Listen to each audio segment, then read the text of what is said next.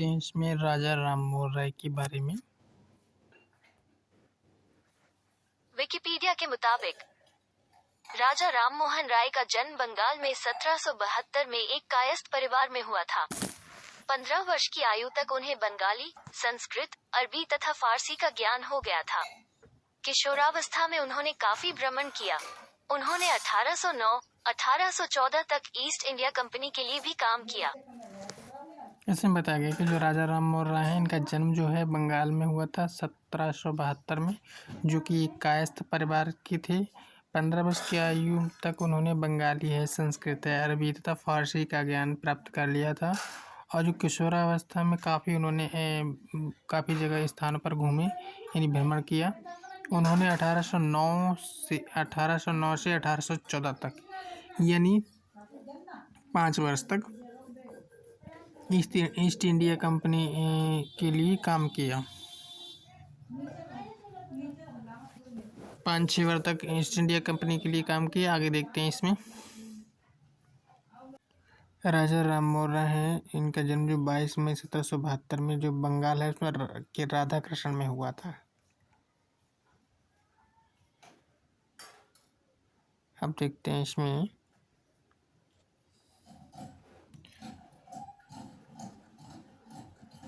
राजा राममोहन राय की प्रारंभिक शिक्षा तो फारसी और अरबी भाषाओं में पटना में हुई, और जहां उन्होंने कुरान है, सूफी रहस्यवादी कवियों की रचनाओं तथा प्लेटो एवं अरस्तु की पुस्तकों के अरबी संस्करण का अध्ययन किया।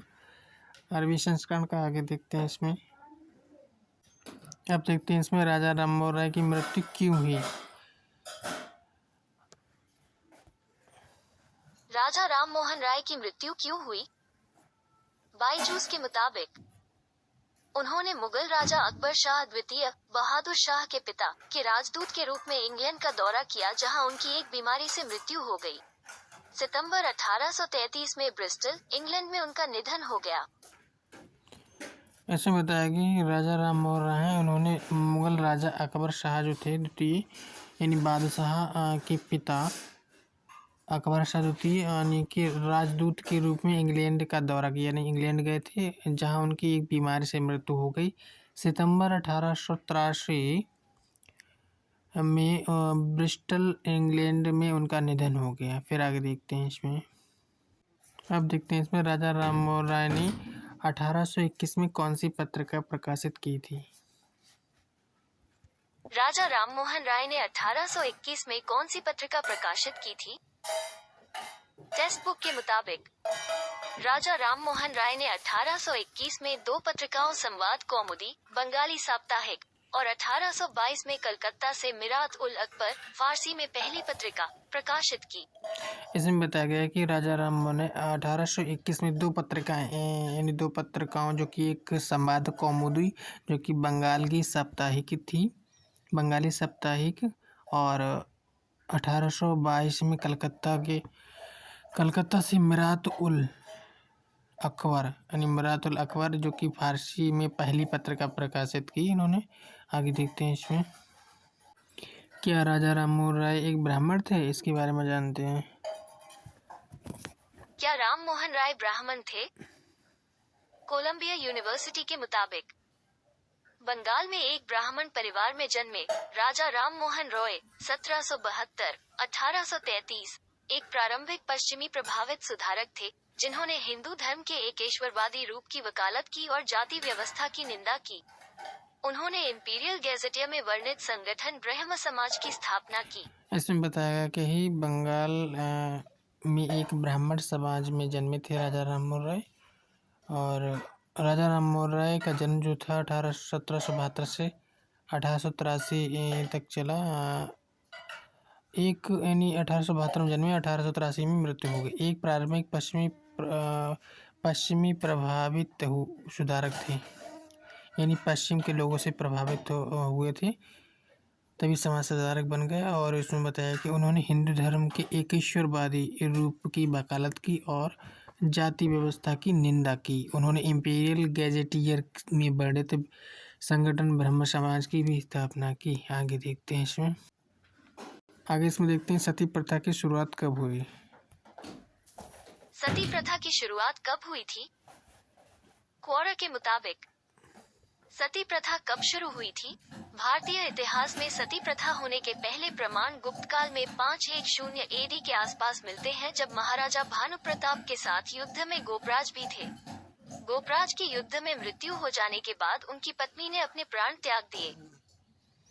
इसमें बताया गया कि सती प्रथा है यानी कब शुरू हुई। भारतीय इतिहास में सती प्रथा होने से पहले, सती यानी प्रथा होने से पहले प्रमाण गुप्त काल में 510 ईस्वी के आसपास मिलते हैं, जब महाराजा भानु प्रताप थे। उस समय यानी जब महाराजा भानु प्रताप युद्ध के साथ गोपराज भी थे।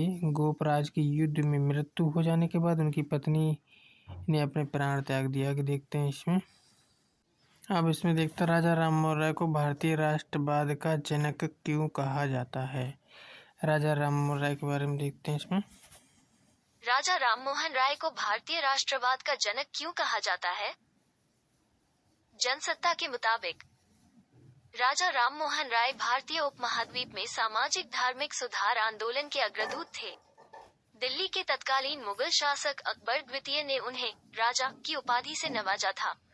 सती प्रथा को समाप्त कराने का श्रेय भी राजा राममोहन राय को जाता है। राजा राममोहन राय को आधुनिक भारत का जनक कहा जाता है। इसमें बताया गया है कि जो राजा राम मोहन राय हैं, इन राजा राम मोहन राय भारतीय उपमहाद्वीप के सामाजिक धार्मिक सुधारक आंदोलन के अग्रदूत थे। दिल्ली के तत्कालीन मुगल शासक अकबर द्वितीय ने उन्हें राजा की उपाधि से नवाजा था। यानी राजा राम मोहन राय को सती प्रथा को समाप्त करने का श्रेय जो है राजा राम मोहन राय को जाता है। राजा राम मोहन राय को आधुनिक भारत का जनक भी कहा जाता है। आगे देखते हैं इसमें, अब देखते हैं इसमें राजा राम मोहन राय का अंतिम संस्कार कैसे किया गया था। राजा राममोहन राय का अंतिम संस्कार कैसे किया गया था?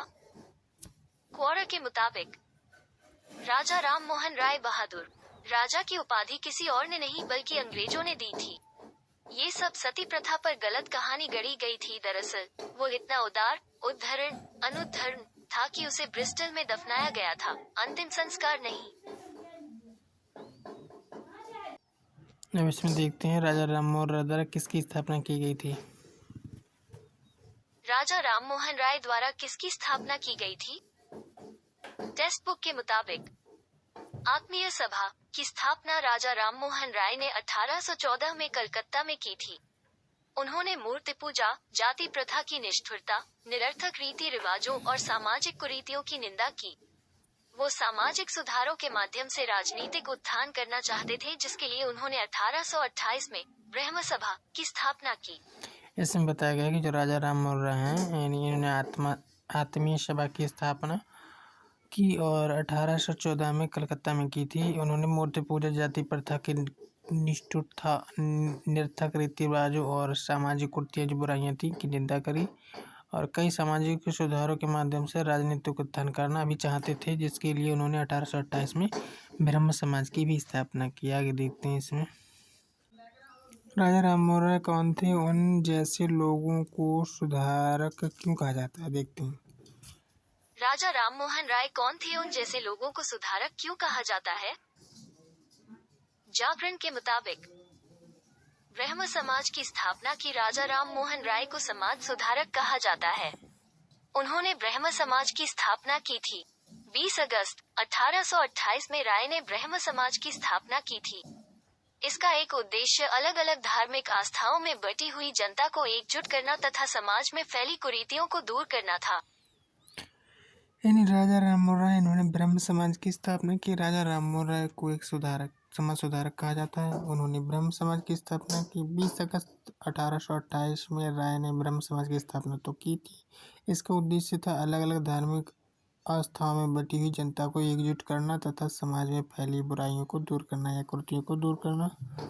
आगे देखते हैं, इसमें देखते हैं राजा राम मोहन राय को भारतीय राष्ट्रवाद का अग्रणी क्यों माना जाता है, इसकी जांच करेंगे। राजा राममोहन राय को भारतीय राष्ट्रवाद का अग्रणी क्यों माना जाता है, इसकी जांच करें। न्यूज़ 18 हिंदी के मुताबिक राजा राममोहन राय को आधुनिक भारत का पहला प्रमुख समाज सुधारक और भारतीय पुनर्जागरण का पिता कहा जाता है। उन्हें देश में सती प्रथा और बाल विवाह को खत्म करवाने के लिए उनके विशेष योगदान के जाना जाता है। 22 मई को उनकी जयंती है। राममोहन राय का जन्म बंगाल प्रांत के हुगली जिले के राधानगर में 22 मई 1772 को हुआ था। इसमें बताया गया है कि जो राजा राममोहन राय हैं, इन्होंने देश में सती प्रथा और बाल विवाह को खत्म करने के लिए उनके विशेष योगदान के लिए भी जाना जाता है राजा राममोहन राय को। आगे देखते हैं इसमें देखते हैं राजा राममोहन राय के बारे में। दृष्टि IAS के मुताबिक राजा राममोहन राय का मानना था कि जब तक महिलाओं को अशिक्षा, बाल विवाह, सती प्रथा जैसे अमानवीय रूपों से मुक्त नहीं किया जाता, तब तक हिंदू समाज प्रगति नहीं कर सकता। उन्होंने सती प्रथा को हर मानवीय और सामाजिक भावना के उल्लंघन के रूप में तथा एक जाति के नैतिक पतन के लक्षण के रूप में चित्रित किया। इसमें बताया गया है कि जो राजा राममोहन राय था, उनका मानना था जब तक महिलाओं को अशिक्षा यानी शिक्षित नहीं किया जाएगा और बाल विवाह, सती प्रथा जैसे अमानवीय रूपों से मुक्त नहीं किया जाएगा, तब तक हिंदू समाज प्रगति नहीं कर सकता। आगे देखते हैं राजा राममोहन राय के प्रमुख विचार क्या थे, देखते हैं। राजा राममोहन राय के प्रमुख विचार क्या थे? दृष्टि IAS के मुताबिक राममोहन राय इस्लामिक एकेश्वरवाद के प्रति आकर्षित थे। उन्होंने कहा कि एकेश्वरवाद भी वेदांत का मूल संदेश है। एकेश्वरवाद को वे हिंदू धर्म के बहुदेववाद और ईसाई धर्मवाद के प्रति एक सुधारात्मक कदम मानते थे। उनका मानना था कि एकेश्वरवाद ने मानवता के लिए एक सार्वभौमिक मॉडल का समर्थन किया है। ऐसे में बताया गया कि राजा राममोहन राय इस्लामिक एकेश्वरवाद की इस्लामिक एकेश्वरवाद के प्रति आकर्षित थे। उन्होंने कहा कि एकेश्वरवाद भी वेदांत का मूल संदेश है। एकेश्वरवाद को भी हिंदू धर्म के बहुदेववाद और ईसाई धर्मवाद के प्रति एक सुधारात्मक कदम मानते थे। उनका मानना था कि एकेश्वरवाद में मानवता के लिए एक सार्वभौमिक मॉडल का समर्थन किया है। आगे देखते हैं इसमें दिया है कि राजा राममोहन राय जो थे आधुनिक भारत का पहला समाज सुधारक और भारतीय पुनर्जागरण का पिता कहा जाता है इन्हें। आगे देखते हैं राजा राममोहन राय की शिक्षा के बारे में क्या विचार थे, आगे देखते हैं। राजा राममोहन राय के शिक्षा के बारे में क्या विचार थे? इज्जन कोश के मुताबिक राजा राममोहन राय वेदांत के एकेश्वरवादी स्वाद से बहुत प्रभावित हुए और इसलिए उन्होंने एकेश्वरवादी सिद्धांतों को पढ़ाने के लिए 1825 में वेदांत कॉलेज की स्थापना की। वे यूरोपीय विज्ञान और साहित्य के महत्व के बारे में समान रूप से जागरूक थे, इसलिए उन्होंने उस कॉलेज में यूरोपीय विज्ञान सीखने के लिए भी प्रावधान किए। इसमें बताया कि जो राजा राममोहन राय थी वेदांत की एकेश्वरवाद स्वाद से बहुत प्रभावित थी और इसीलिए उन्होंने एकेश्वरवादी सिद्धांतों को पढ़ाने के लिए 1825 में वेदांत कॉलेज की स्थापना की। वे यूरोपीय विज्ञान और साहित्य के महत्व के बारे में समान रूप से जागरूक थे, इसीलिए उन्होंने उस कॉलेज को यूरोपियन विज्ञान सीखने के लिए प्रावधान किए। आगे देखते हैं। अब देखते हैं इसमें राजा राममोहन राय और ईश्वर चंद्र विद्यासागर जैसे सुधारकों में सामाजिक परिवर्तन और असमानता की क्या वकालत की। राजा राममोहन राय और ईश्वर चंद्र विद्यासागर जैसे सुधारकों ने सामाजिक परिवर्तन और समानता की क्या वकालत की? टेक्स्ट बुक के मुताबिक उन्होंने विधवा पुनर्विवाह का समर्थन करने के लिए प्राचीन टिप्पणियों और शास्त्रों का उपयोग करके राजा राममोहन राय 1772-1833 की महान सुधार परंपरा को जारी रखा, जैसा कि रॉय ने सती के उन्मूलन के लिए किया था। विधवाओं के शोषण पर विद्यासागर के 2 खंडों ने राज्य में महत्वपूर्ण सामाजिक परिवर्तन की नींव रखी। राजा राममोहन राय की पहली पुस्तक थी तुहफत उल मुवाहिदीन। आगे देखते हैं। राजा राममोहन राय को भारतीय पुनर्जागरण का जनक किसने कहा था, देखते हैं। राजा राममोहन राय को भारतीय पुनर्जागरण का जनक किसने कहा था?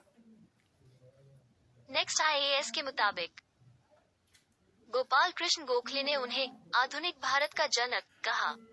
कई इतिहासकार उन्हें भारतीय पुनर्जागरण के अग्रदूतों में से एक मानते हैं। उन्हें मुगल सम्राट अकबर द्वितीय द्वारा राजा की उपाधि से सम्मानित किया गया था। आगे देखते हैं इसमें। इन जो गोपाल कृष्ण गोखले, इन्होंने आधुनिक भारत का जनक कहा था राजा राम मोहन राय को।